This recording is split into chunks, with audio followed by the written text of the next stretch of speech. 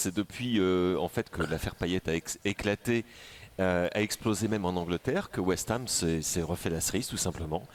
Et que on assiste aujourd'hui à, enfin bon, le cirque auquel on assiste aujourd'hui depuis maintenant, ça fait combien de temps? 4 semaines que ça dure cette histoire? Trois Bon, un semaines peu que ça moins, dure? 3 semaines, je Que dirais. ça dure?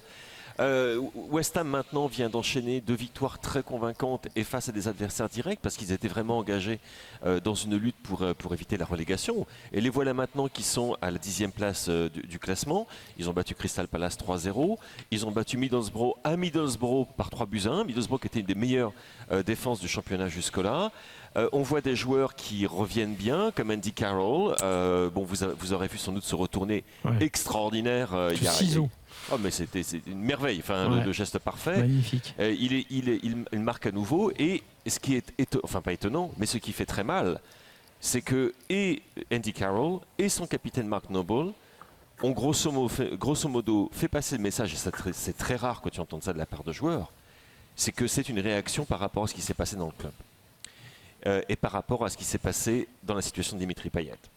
À savoir, ils se sont dit, les gars, on va leur montrer que c'est pas avec un joueur, quand bien même ce joueur a été exceptionnel pendant une saison, c'est pas avec un joueur qu'on fait une équipe, et que c'est à cause de ça, d'une certaine manière, à cause de la grève, à cause de ces menaces, enfin ces menaces qui ont été faites, que l'équipe tout d'un coup s'est retrouvée, solidarisée, et la différence également, c'est au niveau du public.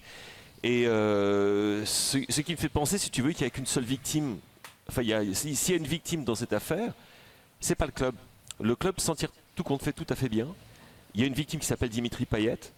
Il y a une autre victime qui, à mon avis, s'appelle également l'Olympique de Marseille là-dedans. J'ai l'impression que tout le monde est engagé dans une espèce de fuite en avant qui est devenue complètement ingérable pour quelque partie que ce soit, mais qui finalement n'est pas si défavorable que cela à West Ham.